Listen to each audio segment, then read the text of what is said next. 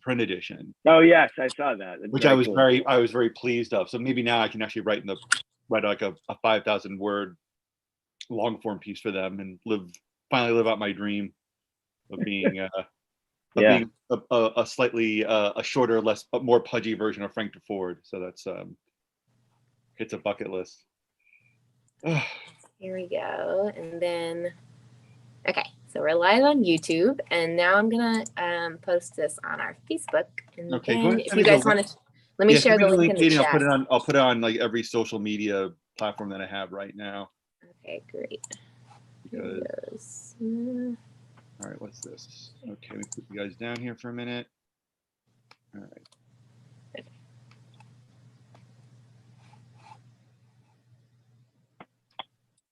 Oh yeah, people are coming right in. This is doing awesome. Good. Okay. Awesome. I'm hoping we get a few more. I'm hoping we get a few more people, but you know what? 15 is. I will happily. You know, last time we doubled our number with the YouTube live thing. So. Oh, great. Yeah. Let me just. Okay. What's this? Okay. All right. Sorry. I'm just. I gotta start. This is strange. Like I have to go back to promoting now. Like something that isn't the book. It's strange. It's a strange feeling. Okay. Now piece just ran. Sorry guys, I'm a little distracted. Alan, you know that feeling, right? Like yeah. You know, you write something and suddenly you have to like go into like full court press. Right. Publicity mode. Okay. It's on our Facebook. Okay. Did you send? You didn't send the link yet, right? I'm not. You did. It's in the chat. Okay. Yeah. This is. All right. Hold on. I'm getting all these guttural sounds out of the way. Before. Yeah. Do you want me to, Pete? When you introduce me, do you want me to like toss you back a question or something, or what? Yeah. Let's do that. Let's talk. Toss. Here we go. I'm back to full screen now. Yeah, absolutely. Let's start with that. Hold on. Oh, here's the YouTube link. I'm gonna post it now. Yeah, that'd be great, Alan. Thank you. I'm now in. Could you just like give me the ISIC point? Where am I? Let's see. Okay, I'm gonna just put this on Twitter and Facebook. Okay. All right. Should I go ahead and let the waiting room in? I think you can. Am I still muted? You're not muted. No, you're good. Okay. Everybody will be muted though. Okay, there's 6 people that are coming in. Here we go. Nice. Okay.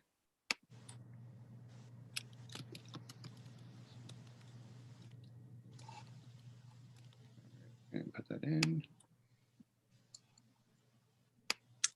Hi, folks that are just joining us. Welcome. We're going to get started here in a minute. We're just letting people in and getting all of our links set up. So bear with us.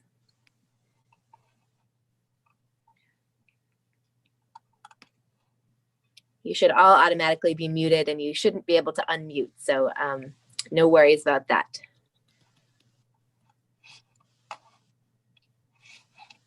If you have questions or need anything, though, feel free to put it in the chat, and I'm going to be watching the chat.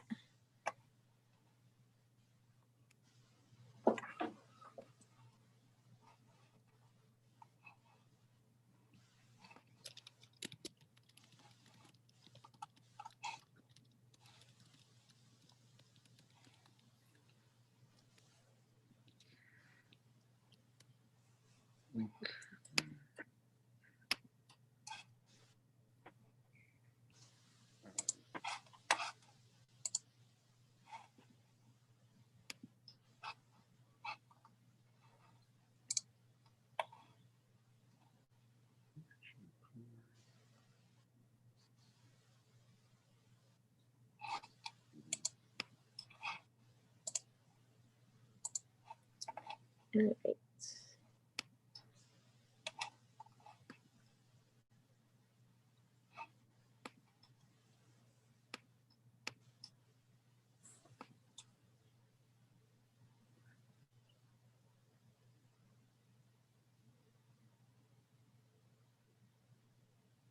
Let's see.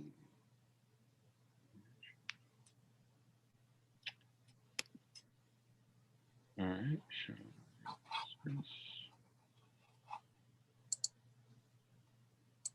Oh, very nice. All right. Did that work okay for you, Pete?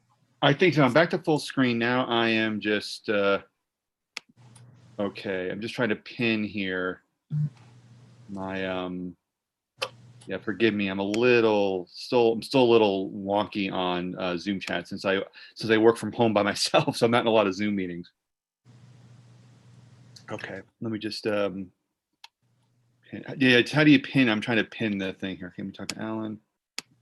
Hold on. To pin your video? Oh, here we go. Got it. Got it. Okay. I'm gonna pin me. Hold on. Yeah, you guys are pinned to the main screen, Perfect. so everybody should be seeing you guys already as the main two faces on here. All right, should we go ahead and? Yeah, I'm good. I am good. I'm good to go. Okay, I'm gonna hit record. Of course, right as I get a phone call. Oh, let me mute my. Okay, hi. So welcome everybody. My name's Katie Fontana. I'm the Makerspace librarian at Tompkins County Public Library. And really excited today to welcome local author Pete Croatto and the Ringer columnist and writer Alan Siegel, who is going to be in conversation with Pete today. And yeah, this is one of many virtual programs that we're offering during this strange COVID time. So if you enjoy this, I hope that you'll join us for a future event. And I'm just going to hand it on over. I will also say that if you have questions for a future Q&A at the end of this event, go ahead and pop them right into the chat, and I'll be keeping an eye on that, and I will collect those up and ask them at the end. So feel free to communicate with me via that. My name's Katie, C-A-D-Y. You'll see me in the list there. Okay, so go ahead, Pete and Alan, welcome. Thank you, Katie, and thank you everyone for joining joining this chat. I am deeply appreciative for you all to come here on your lunch hour, no less, and I'm also extremely appreciative of TCPL to host this event, especially from a first-time author.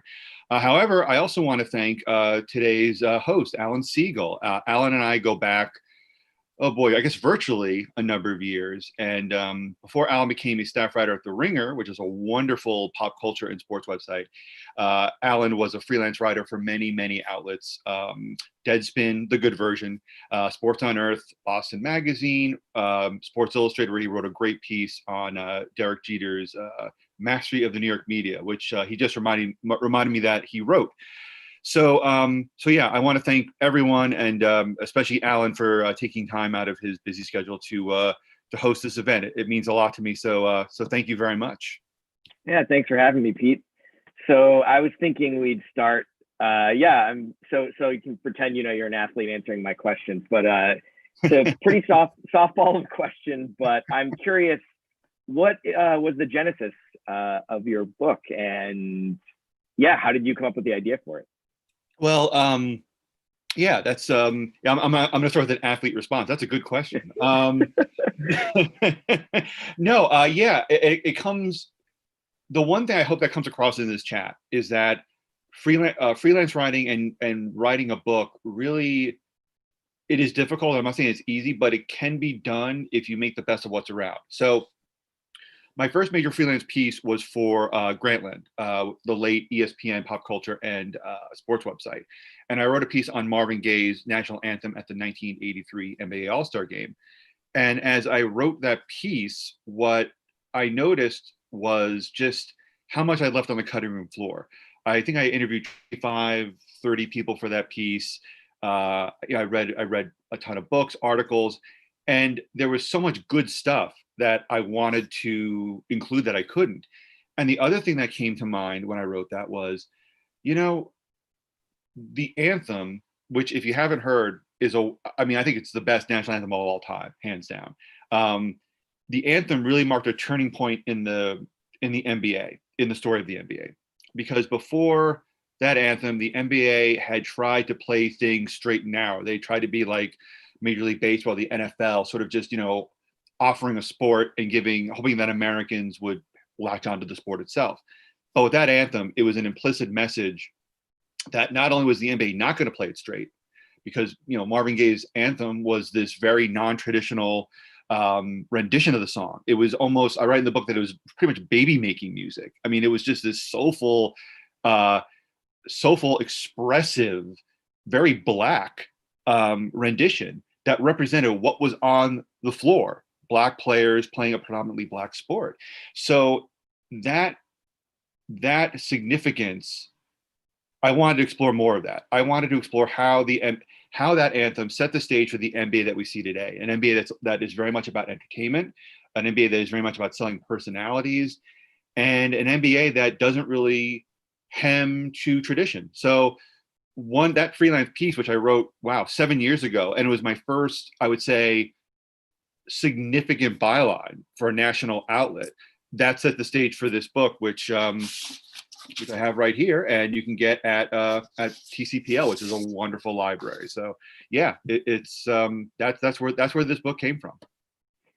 Yeah, and it's interesting you mentioned that you wrote that piece 7 years ago. Yes. I feel like that's something that maybe a lot of people don't realize is just how long the gestation period is for a book. And like how do you how do you sort of deal with the fact that that the process is so long? I mean, was that a challenge?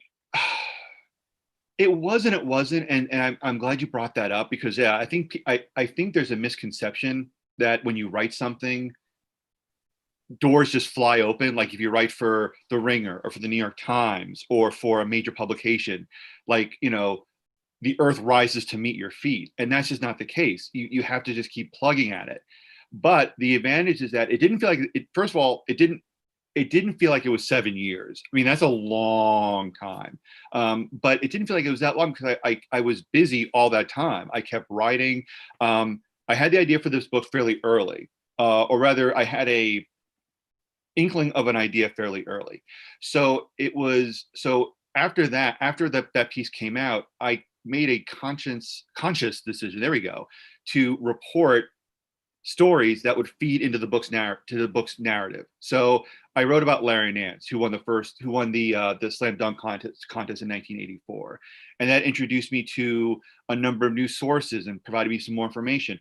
I wrote about Salem Sportswear. I know those were t-shirts that you and I grew up with, which were really part of the NBA's emerging apparel empire.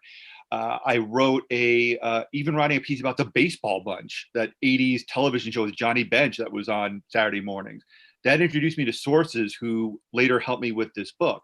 So all that time I was busy and also getting the blueprint in place for the book.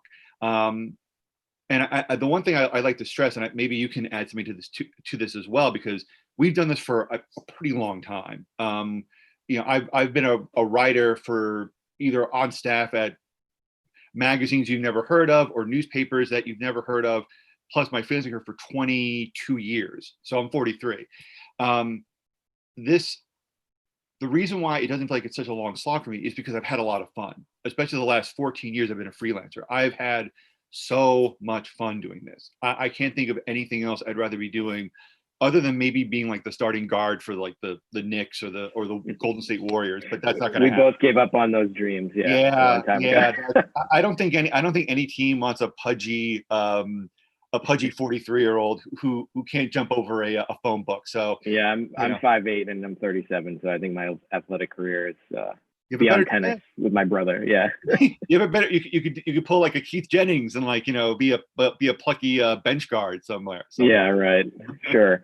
Well, I was gonna say, you mentioned having fun, and I do think that this job, I started in newspapers. I covered sports, a lot of high school sports, and I did a little bit of pro sports coverage, but not really enough to make a dent. But I do think what I learned was how to write feature stories, and it was cool. Like, you get to know these high school kids that have interesting stories and have overcome adversity. So it was a really good training ground for me.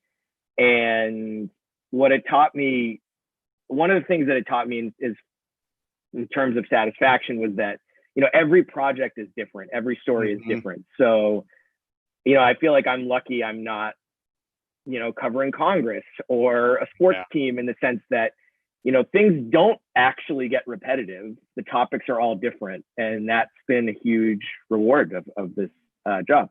No, I'm glad to hear you say that.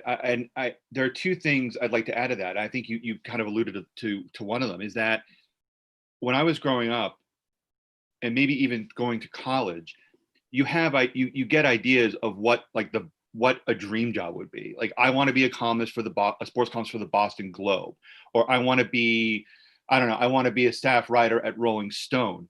But what's really great is that the longer you do this, you find that there are other avenues that can make you happy. Like, I wanted to be a movie reviewer originally. That was what I wanted to do. And then I realized very early, like, well, to be a movie reviewer with any kind of longevity or any kind of stability, you need to be exceptional. Plus, all the outlets were drying up. I mean, you couldn't really get a job writing movie reviews full time. So sports kind of became like a way for me to get in. It became a way for me to follow what I enjoyed. And yeah, I mean, I've been writing about sports fairly regularly now for about 7-8 years, and I've never been bored by it, because you get to choose. You can choose what you want to write about. And the other thing too, how long did you work at newspapers for? Like a while, right? I think, including my internship, probably 6 or 7 years, I would say. Yeah, I spent about with internships and stringing. I spent, I'd say, 3 years at newspapers, and I also spent close to 4 years writing and editing a trade magazine. Now, for folks that are listening to this or watching it, and if you're watching it, I apologize for the bags under my eyes. It's been a long week. Those sound like drab jobs, like covering zoning board meetings and writing about dietary supplements, which is what my magazine job was. That doesn't sound terribly appealing, but it does a few things. First, you learn the basics. Like, you learn how to master the basics of meeting deadlines, writing long. Like at Vitamin Retailer magazine, which is where I worked for a number of years, like I had to write like 3 2,000-word articles a month. Like, that teaches you getting your behind in the chair and writing and reporting and getting it done. And the thing is that, I've had some pretty bad jobs, and I've had some pretty unglorious finales to those jobs. But what's funny is that I always had, they were never completely terrible. I always enjoyed writing. Like, it's always even now I write, different things. Like, I write business profiles, and I'll do PR stuff, because, as a freelancer, you kind of take what you can, but it's always the grain of fun is always there. It's never not enjoyable. Mm-hmm. Yeah. I mean, so you talk about the variety of your work, and, you've appeared in the New York Times and Grantland, and big publications, but so you come up with the idea for this book, but right. You still weren't like I was, I only recently got hired full time, but you weren't on staff anywhere. So could you explain how you went about selling your book and trying to get a major publisher to publish it? No, happy to.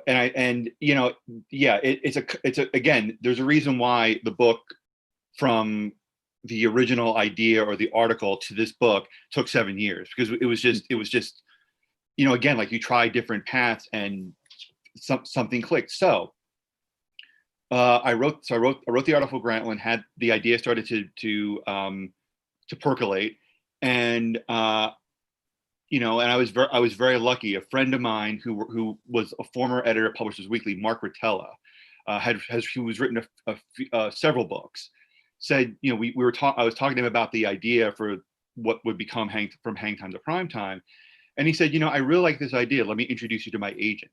So that got me started in terms of thinking about this as something that could be done. So after that, I had to write a proposal. Now, a proposal is the best way I can explain what a proposal is for a book proposal.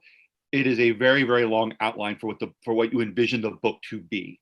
It is not it's not by any stretch of the imagination the final version of the book. So I spent about, I would say, a year or two working on the proposal. So that meant writing a bit about what, writing about what the book was about, why it would sell, ultimately working on a couple of sample chapters, coming up with comparable titles. So I did that on and off with Mark's guidance and patience for a couple of years. At that time, the agent that Mark was trying to introduce me to just fell off the face of the earth. Didn't return my phone calls, didn't return my emails, nothing. So I kept the proposal in my back pocket and just I sent it out to a few other people, to see agents that I knew on LinkedIn, things like that, to see if there's any interest. The breakthrough came when I joined an organization called the the American Society of Journalists and Authors, known as ASJA.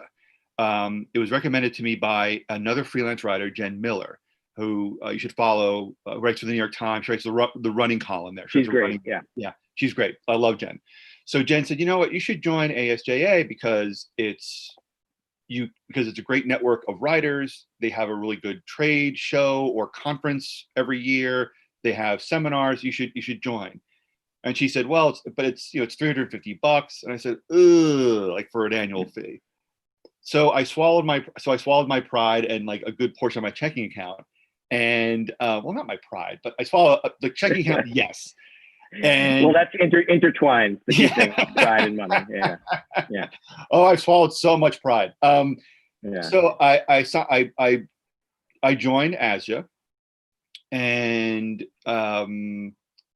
signed up for their annual meeting. They have an annual conference that's now virtual, but it was in New York. Okay. So I went to New York, and part of it was you could set up meetings with agents there. Agents and editors, magazine editors, website editors are at this meeting, and they're looking for qualified writers to help them out. So I set up meetings with a collection of agents that were there. I had my proposal ready. I'd been revising it and working on it for like 4 years at this point. It's 2017 at this point. So I've been revising it, working on it, fine tuning it. I wrote an elevator pitch, like, this is, when you think of the NBA in the 80s, that kind of thing. Very quick summation so that if someone who doesn't have a lot of time can hear it and be like, oh, I like that idea. Exactly. So, and then I practiced my talking points when I would meet with these people. I would, you don't have a lot of time. You have maybe 5 minutes to convince somebody to at least take things a step further. So I met with a bunch of agents, and on the final day, there was what's known as an agents roundtable, which is quicker than what I mentioned than these one-on-one meetings. You sit around with 5 or 6 writers who have book ideas and you have 2 minutes to present your topic. So I went to that was on Saturday, the last day of the conference. I went to all the roundtables, and by my good fortune, I pitched a gentleman by the name of John Bowers, who's at the Bent Agency, which is a literary agency in New York. And I could tell when I was talking to him about it, because I had prepared everything. I even prepared my 2-minute presentation.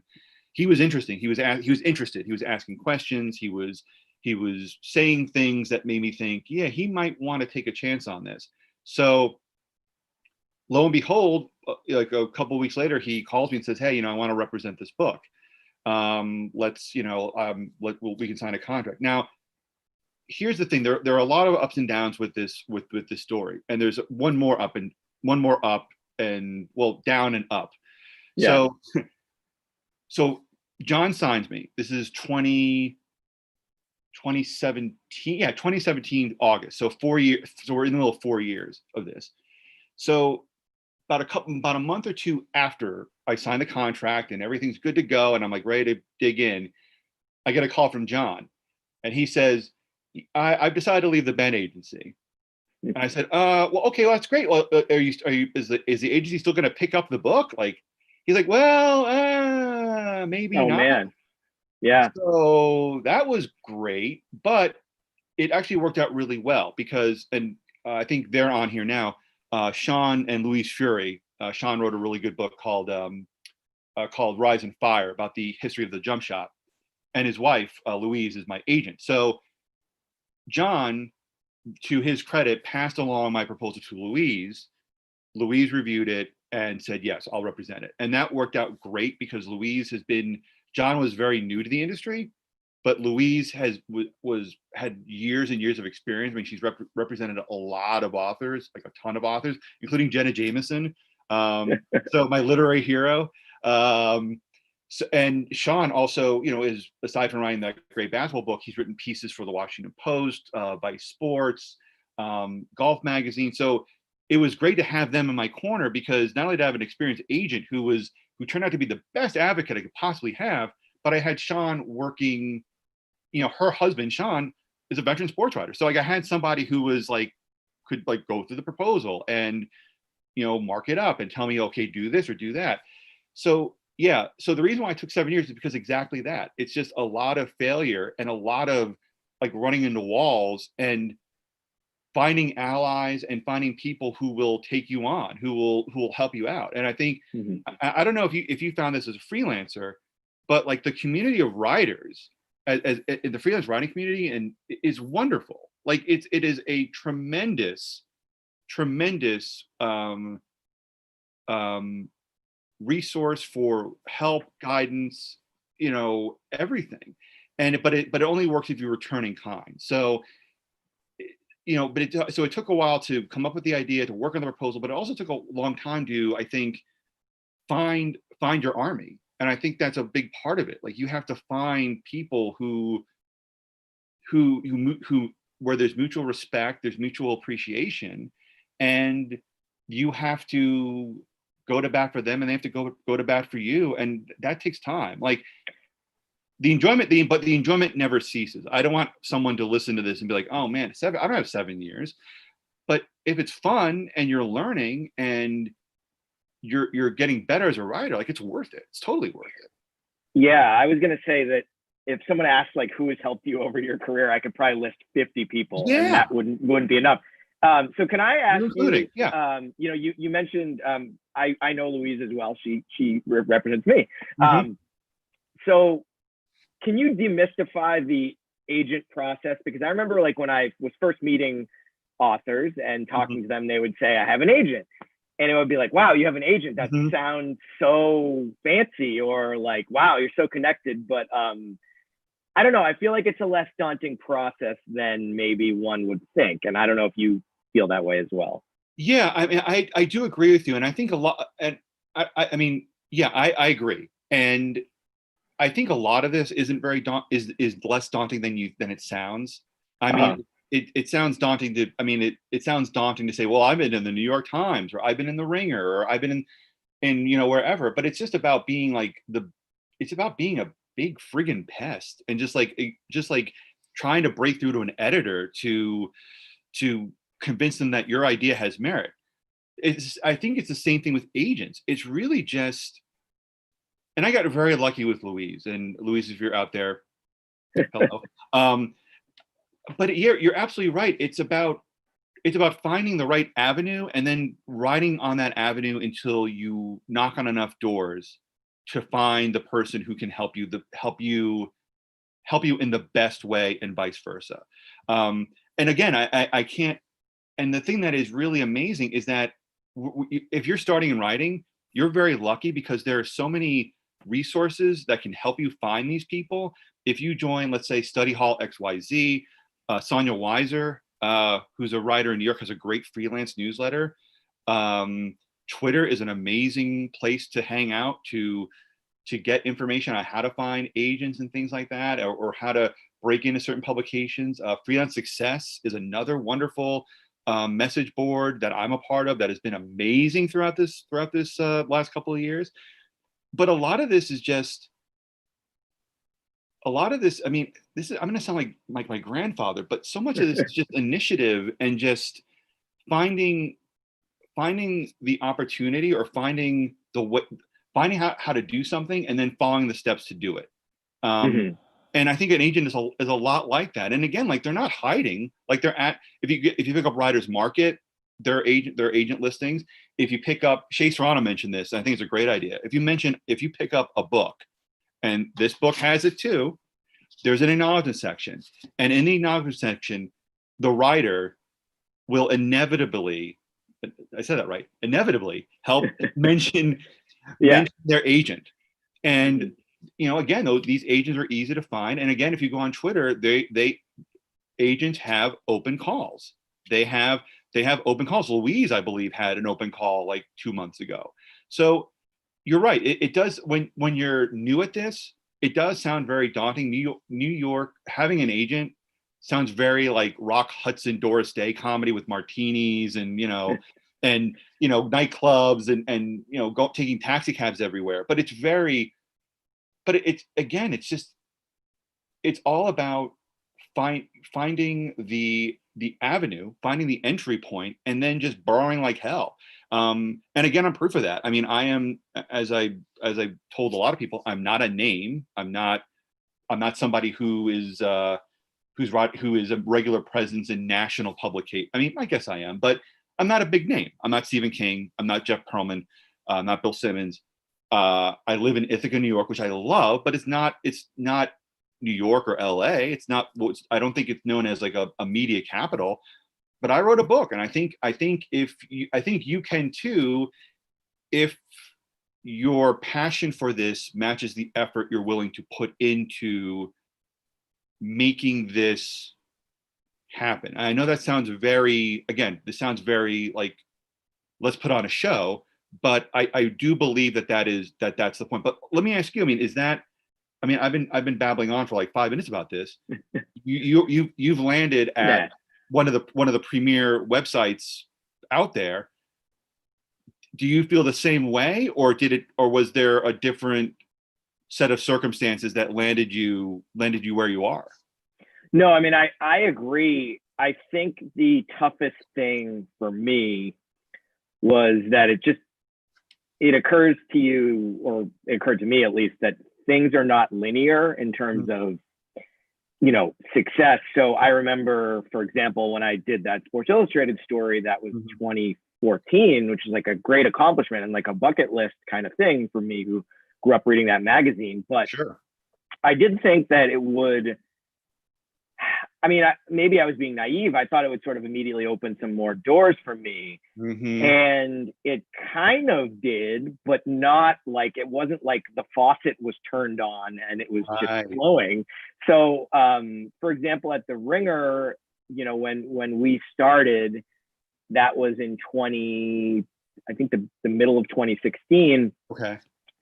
You talk about making connections. I had a friend there who I knew, and he put me on a preferred freelancers list, or a list of people who they were hoping could freelance.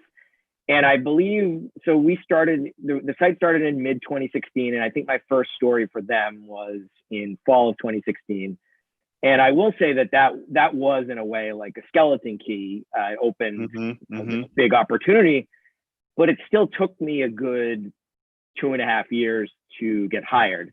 And I just think, there are a lot of opportunities out there for writers. It is harder to sort of establish a career in the traditional sense, just because there are fewer full-time jobs. I think it was, Tom Skoka, who was maybe writing for Gawker at the time, said, everybody has a platform and no one has a career. And I think that's still, in a way, true in the traditional sense that like there are fewer full-time jobs. But I will say there are ways to make a living writing. It just,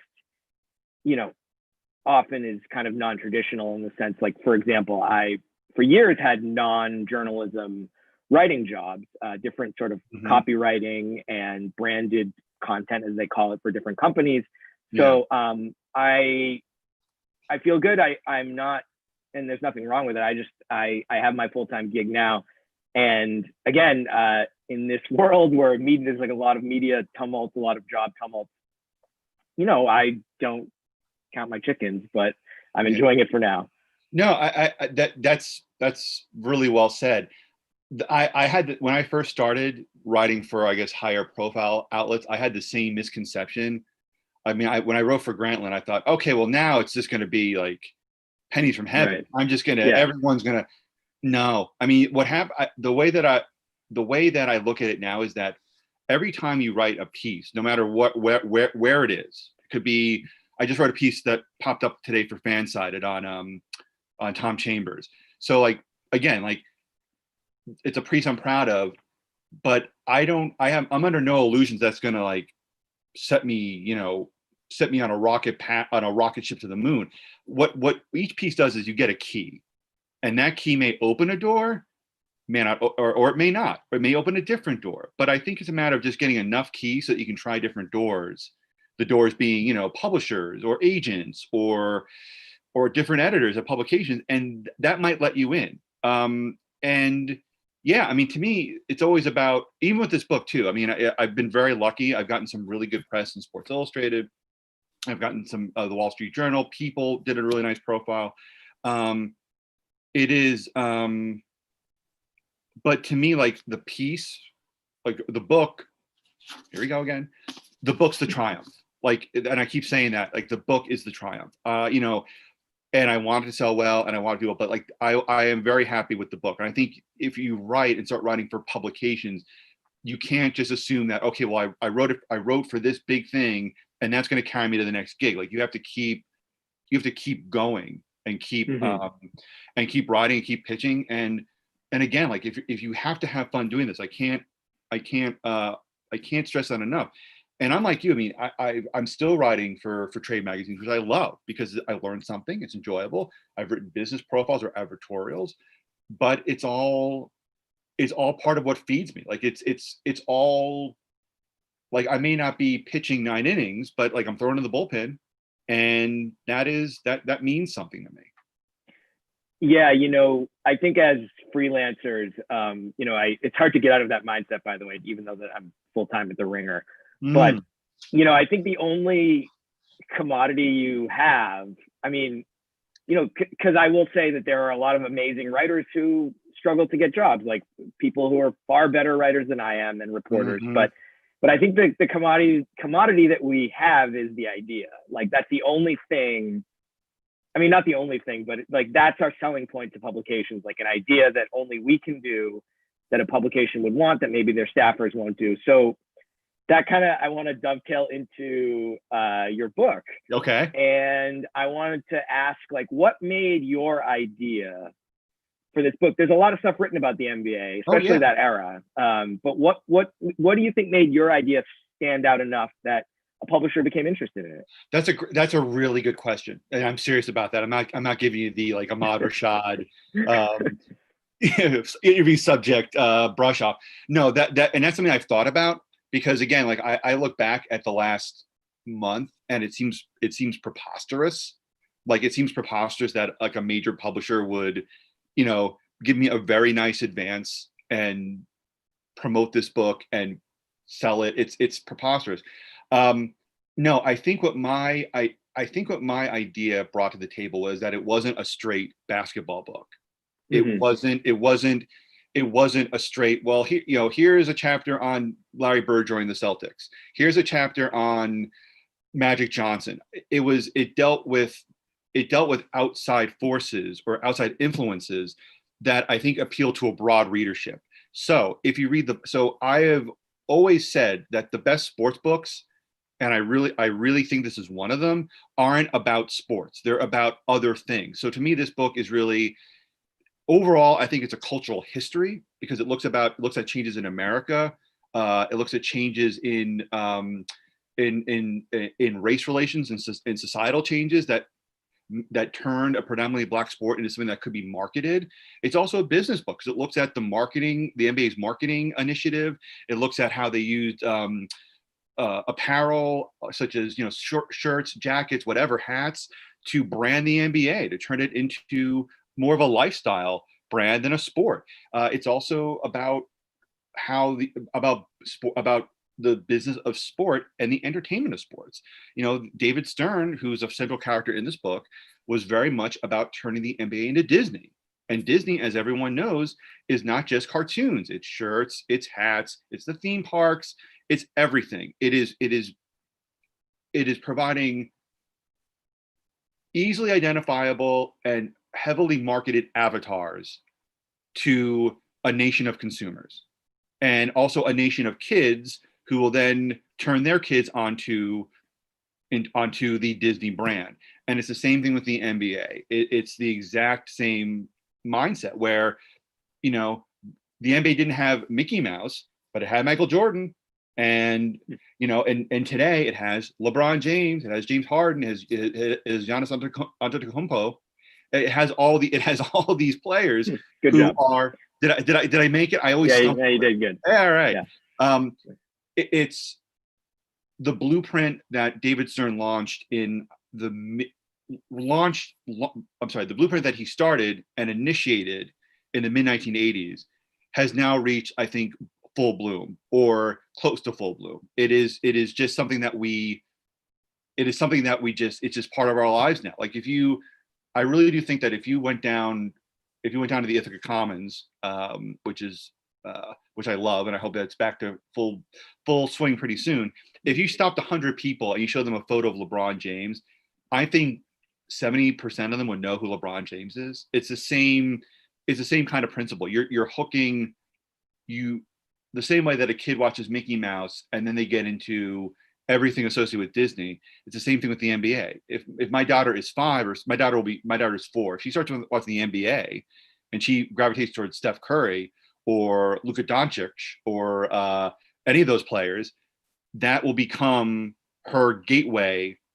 Well, I don't want to say drug because I don't want to put my kid on drugs, but that will be her entry point into the NBA machine. And it's been this way for years. And I think what's funny is that it's been around for so long. I'm 43. I started getting in the NBA like in 1990, 1991. Like it was already there. Like that structure was already there and was already like fully operational. And what was so cool about this book was to go back and see how that machine got built.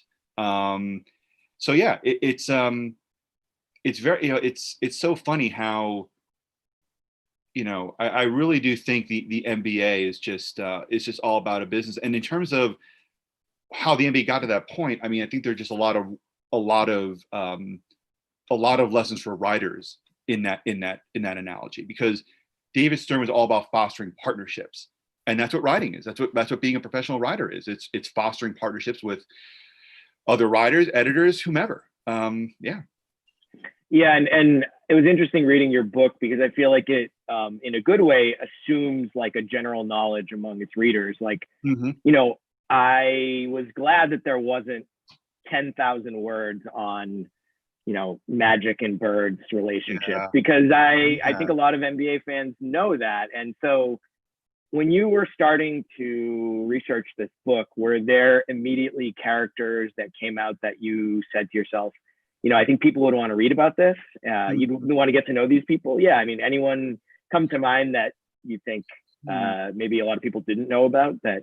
You know. Yeah, no, definitely, and I'm glad you picked up on that, because again, I think we've read the same books, and it's always like, I mean, my bookshelf is right here, obviously, and I can pull out like 3 books on Larry Bird, 2 books on Magic Johnson, a ton on Michael Jordan. They've been written about before, so I wanted this to be something that was not only interesting for a general reader like my brother, who is not really a sports fan, but, you know, just likes to learn things, but also an NBA fan like me or you, or, you know, I'm looking at Sean here, you know, they would find interesting.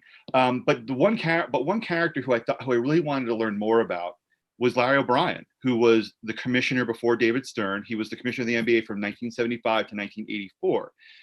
And the reason why I want to know more about him is because in reading, probably to my detriment, like hundreds of basketball books and hundreds of sports books, I didn't really know much about him. I mean, I knew the general, I knew a vague detail here and there, like he worked for JFK and maybe Lyndon Johnson, but I wanted to know more about him because he came before David Stern, who, in my opinion, is the greatest sports commissioner of all time. But he was there for 9 or 10 years. So I wanted to learn. So to me, he was someone I want to know more about. And as I've done more of these interviews and I've thought about the book more, to me, I think he is a critical component behind the NBA's success. Because he gave the NBA gravitas. He gave the NBA legitimacy. He was somebody who was, and you can read this in the book, who was a member of JFK's Irish Mafia. He was the chairman of the DNC for 2 terms. He was the postmaster general. He was on the cover of Time magazine. He was a big deal. And it's funny, like what's so funny about this book and writing about people who were integral parts of the NBA and also just in other avenues of the book, like sneaker deals and rap music. Like, it's amazing how many people get forgotten, and that's one thing that I think is so wonderful about writing, and why I think I can do this, is that there are always people that are overlooked, and there are always people that will want to talk to you about about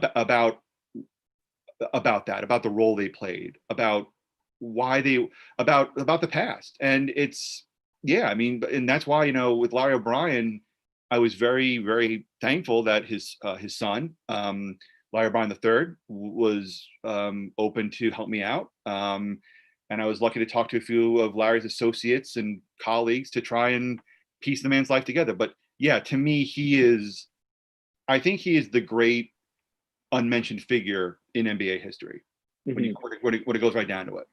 Yeah, and what's so clear in the book is that you really do a good job of getting in his head, and yeah, like so you tell me about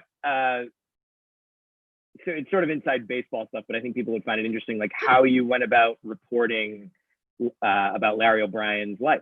Happy to, yeah. Let's see. So the first thing I did was I looked up Larry O'Brien's obituary in the New York Times, because I wanted to find survivors. I wanted to find people who knew the man.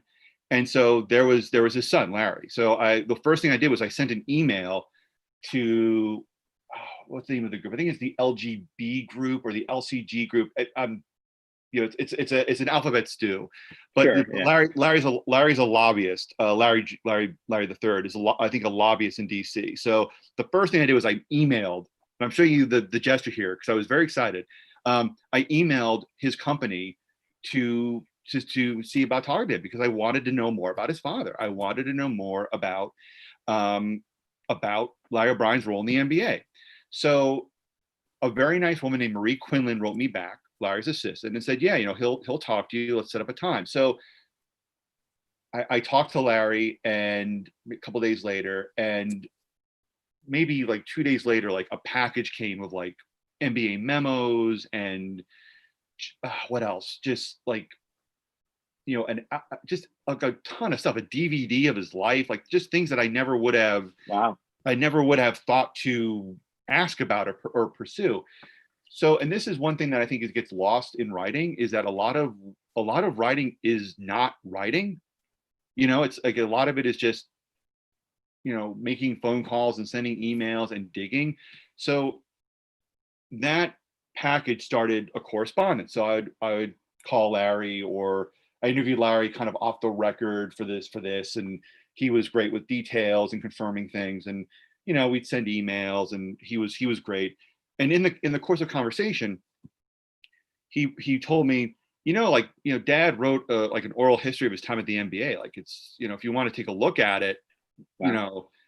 And I said, yeah, I'll come down. So I went down to Washington, D.C. for 2 days with my wife and then like 18-month-old child, which I don't recommend taking an 18-month-old child and on a 4 or 5 hour car trip in the peak of summer to DC, as you well know. But I was there for 2 hours and just was going through the notes. Like, just, I couldn't take anything back with me, because I think I'm almost certain it was the original manuscript. So like there are notes in the column and things underlined, and you see edits, like you see the caret with the word added in. So I went through that, and that to me was so invaluable, because there was so much about Larry Senior's life in the NBA and about how he got the job that I wouldn't have known. There was so much about what he did after retiring. Like, there's an anecdote about him going to the Boston Garden to actually enjoy a game that I think was just really telling about about his experiences there.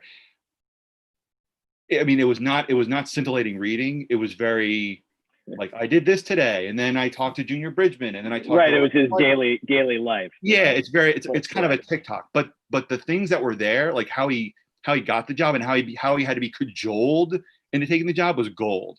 So, and I really appreciate Larry and Marie like inviting me to their office and just like putting me up in a spare office for like 16 hours over 2 days just to go through this material. It was and and then then a big part of it too is just getting political, going through Larry O'Brien's biography, I'm sorry, his memoirs, which is called No Final Victories, which is pretty good. It's a pretty good book.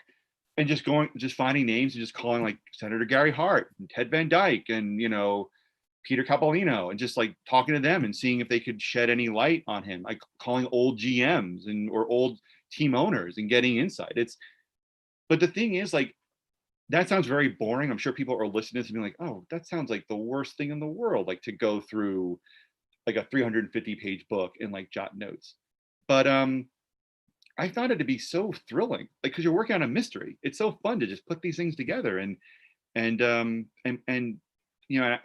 to put these things together and put it in a book. It was exhilarating. I loved it, and I think it's that's a highlight for me. Like just trying to dig and find that nugget of gold. Yeah, you did such a good job chronicling the behind the scenes way that the league works, but I wanted to ask you about the players because without them there would really be no NBA. And so that's right.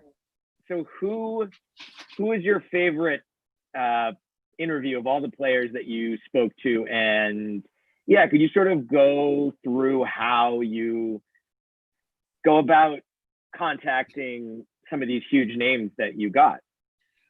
Boy, George Gervin was through a Nike contact that was such a help named Mark Tomashow. He was somebody that I had met like almost incidentally, but he's one of those guys that knows everybody. So like it was just so I got to George through him, and actually Mark is working on a George Gervin documentary, which I think is fascinating. Julius Erving was just through a really great, the former sideline reporter for the Sixers, Molly Sullivan. Like she knew somebody who knew somebody, and then I was talking to Dr. J. A lot of this stuff like is just through LinkedIn or just like going to websites. Or just asking players, like asking John McLaughlin, like, hey, I'd love to talk to Bobby Dandridge. Like, do you have his phone number? Okay, yeah, sure. Like, it sounds very obvious, but like that happens a lot. Jeff, and like there are a lot of players like on LinkedIn too. Like Jeff Rulin's on LinkedIn. Like the the notorious banger of the Washington Bullets is on LinkedIn. So I sent him. I sent him. I get a friend, like not a friend, but like a connection request, and he was like, "Yeah, I'll talk to you." He was great because like at one point like he sang one of his answers for no particular reason. I was like, I actually asked, like, are you singing me an answer? What are you doing? It's like, yeah, he was great, and he was also like again, like I know the sexy answer is to say like Dr. J was the best interview. He was good. George Gervin was great. He was very funny and very honest, and I hope to talk to him again. Yeah. But to me, the best interviews are the people that like you never hear about. Like the best interview by far was talking to a woman. I don't know if she's on here. I hope she is. Barbara Ward, who is now a district attorney for the state of New Jersey, and she worked as a secretary for the NBA like for a couple of years. She was great. Like she was funny, and she was like sarcastic and like a real like New Jersey type. Like I spent 30 years in central New Jersey, so it's like sarcastic and like ball busting. And we talked for like 4 hours. But what was so great about her was that she would break down little things like, I remember, she broke down like the layout of the NBA offices, and just like where the elevators were, and like what her day was like, and what it was like to deal with Jan Eckerhelm, who was her boss. But that's the thing, like, it's very, in terms of players, my favorite player to interview is probably George Gervin, because I think because he's just so cool. Like even when you're talking to George Gervin after he mowed his lawn, he's just like George Gervin. He's ice. He's George Gervin. Right. Yeah. the best interviews were inevitably the people that you've never heard of, because they were just, they haven't done a lot of interviews. They're less guarded. They're happy to talk to people. And it was just, so again, like there weren't a lot of like bad interviews or clipped interviews but there were a lot of, but there were just so many fun interviews where I got to know people and got to just have just conversations. And that was a joy. Like that was a joy just to have people tell me their stories. Because for a lot of people who worked at the NBA, this was a special time for them. They were on the ground floor. They were excited to be there. They were working for, at the time, this very charismatic, very dynamic leader named David Stern. And a lot of these people it was maybe their first major job, or they were in their 20s or early 30s. And it was a significant period of time for them because they loved that, they loved that job. They loved it. And to have those people, to have like Barbara talk to me for over 2 sessions, or Paul Gilbert, or Don Sperling, Steve Mills, to have these men and women sit down with me, a stranger, and share these stories about this time in their life that was very special to them and meaningful. That was extremely gratifying. And that was by far the best part of the book. And I think it's also the best part of being a reporter and a writer, is you get to hear people's stories, and people trust you with their stories. They trust you with their lives. And that is an immense privilege, to just listen and to get to the heart of a person, or maybe get a little closer to the heart of a person. So that to me was the highlight of this book, just to get to share these stories. And it's their book. I mean, it's to me, it's their book. It's my book, and I'm thrilled it's my book, but this book belongs to a lot of people.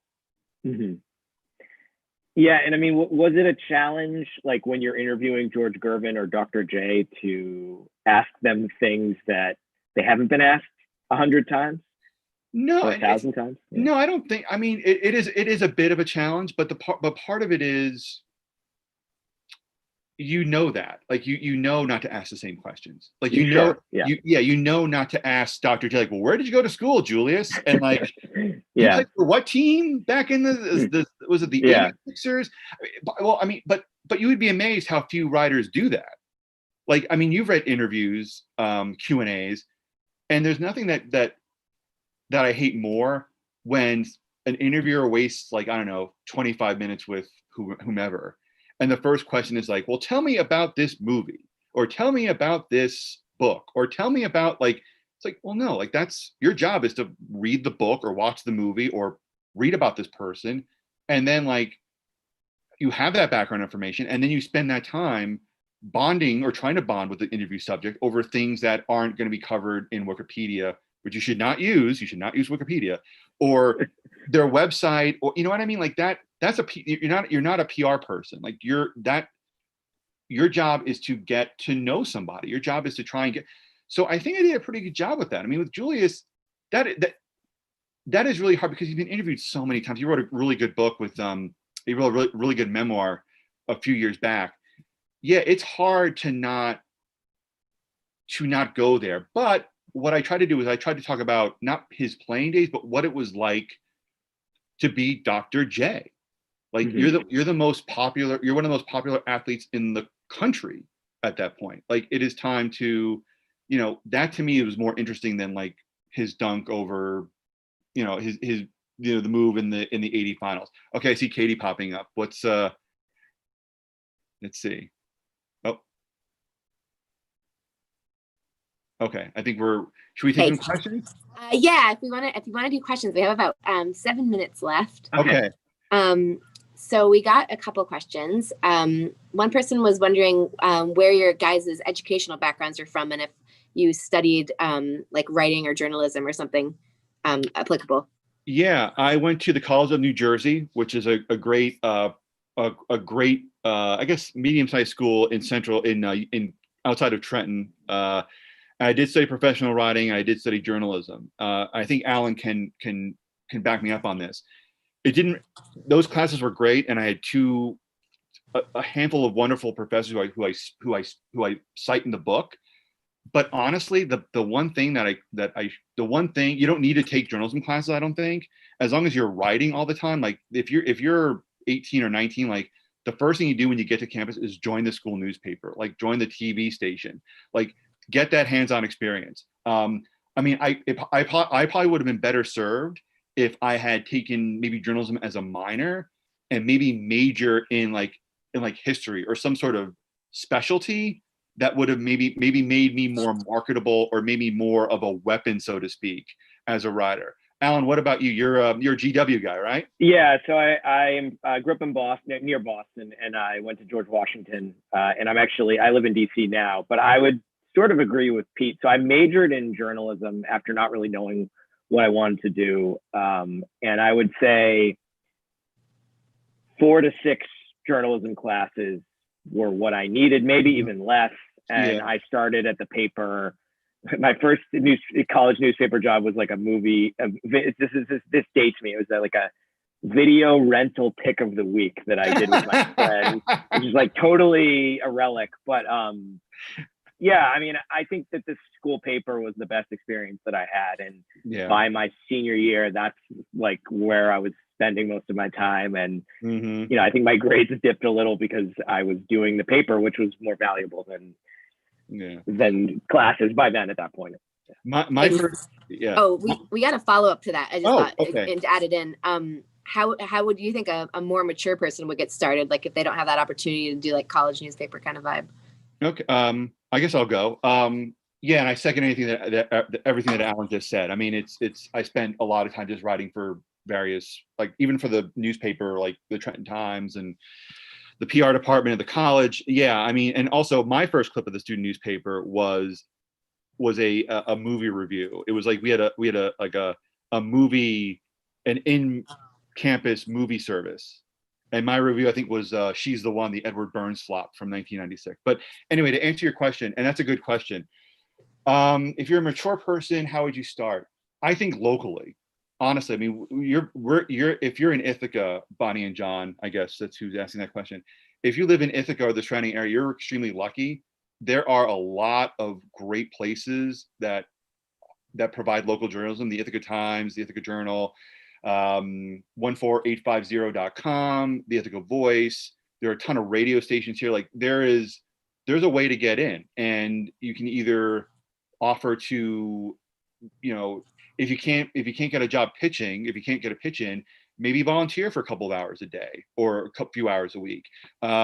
Maybe you know, I mean, the other thing too would also just be to start a blog or start something that you can do yourself to get the discipline down of writing. And as those posts get better, you can then share them with editors who might be willing to take a chance or might see something and like it. So yeah, it's never too late to get into this game. One thing I hate is the propensity of 30 under 30 lists and 40 under 40 lists. That's garbage to me. You cannot waste your time adhering to someone else's timeline. Yeah, and I mean, Pete kind of nailed it, so I don't have a ton to add, but I would say, you know, don't be afraid to take advantage of your interests, whether, you know, it depends on, everyone has different hobbies, interests, and expertise. And I think if you can sort of parlay that into your writing, that's a huge help. Yeah, I think we're both proof of that. Like, I mean, Alan's stuff is great. I mean, he does a lot of oral histories. I mean, he's a giant Step Brothers fan. He turned that into a magnificent oral history. I mean, I grew up reading Xander Hollander handbooks, which were these like statistical bricks that you'd get every year. I turned that into a front page sports story for the New York Times. So like, follow your interests.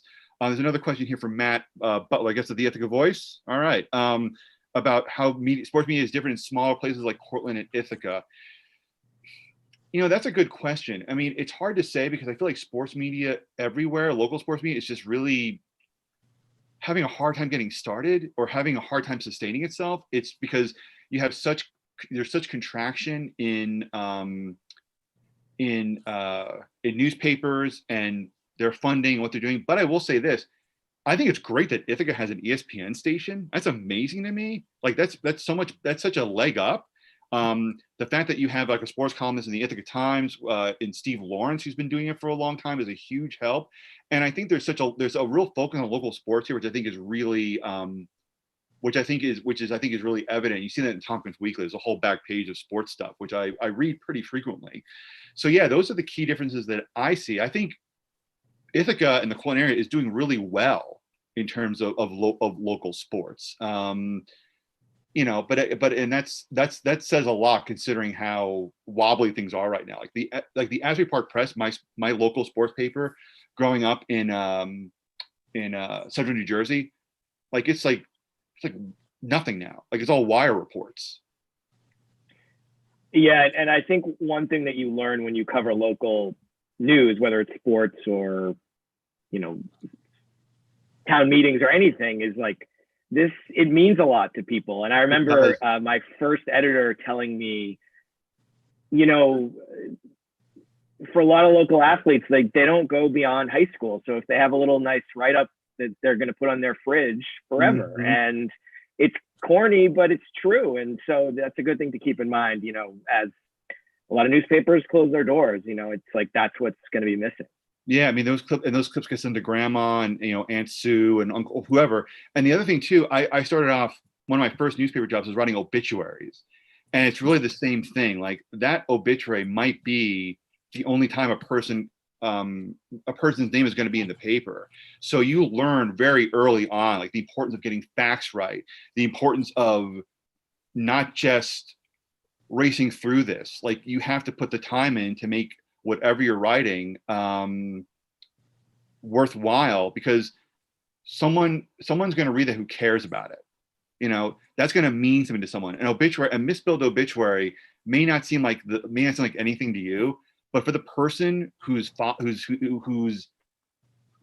just died, or brother or husband, like that's everything. So working locally does teach you the importance that a story has, any story has, because, you know, again, and it's up to you to make it right. And also you have to, when it goes wrong, you have to be accountable. And you can learn that working, it's better to learn that locally than like working for the New York Times, where like that kind of mistake could be more of a problem. But yeah, I'm all for local news, and yeah, I'm happy. I was glad someone asked that question. Cool. Well, I think we're heading towards wrap up. I wondered if you wanted to grab your book from your shelf behind you. I see you have it there, and show it off a little bit. And I also have one by my side, which I use expressly for Zoom calls. So oh, perfect. I will show you the highlight reel. I was told I should be more forward in promoting my book, so here I go. The book is called From Hang Time to Prime Time: Business, Entertainment, and the Birth of the Modern Day NBA. It is available at the Tompkins County Public Library, which I'm very happy it is there. I love the library. It's amazing. It's also available at pretty much every major retailer, including Odyssey Bookstore downtown, where you can buy autographed copies for pickup, or for $5 extra to be shipped pretty much anywhere in the US. And it's also available, if you don't want my sloppy John Hancock in here, you can get it pretty much any major retailer. Also, I was very proud to have a notable selection in the Best American Sports Writing, which is an annual collection of as you can tell, the best American sports writing. So I'm a notable selection in here. I'm very, very proud of that. So yeah, I have. I'll buy that if we haven't gotten it yet. I'll get that from the library. And again, if anyone, one thing I should mention, I think we talked a little bit about this with I talked a little bit about this with Ron. I talked a little bit about this with like getting started and writing and journalism classes. The best resource is your local library. Or your college library, because there are so many, because to me, part of getting better as a writer is reading voraciously, and not just sports books. I mean, I'm a Philip Roth nut. Jess Walter has a new book coming out. I can't wait to read that. You know, I think Alice Munro is a genius. So go into your library and trying things out and reading and digging into the old clips and going through magazines, that is an invaluable resource. And you can use that resource if you're 13 or 43 or 73. So being an active participant in as a reader of different genres, and going to the library and just like picking things out and just going for a ride with something, you can't beat it. So that's I think that's my closing shot, so to speak. Oh, that's kind of you. Sure. No, I seriously, I've been lucky. Every place I've lived has had a great library. The TCPL is no exception. Well, thank you so much, you guys. And thank you so much, Alan, for being here and leading such an awesome conversation. And Pete, congratulations on your book. What a big deal. It really sounds like it was an epic journey to get here. And it's just like, it's great to see local authors so successful. Thank you for having me. It was an epic journey that didn't require me to leave my my office. So I'm very happy about that. The best kinds are. Yes. Yeah. All right. I guess I'm going to shut us down. Thank you everyone for attending. I really appreciate it. Take care. Thanks, Pete. So long, everybody. Thanks, Alan.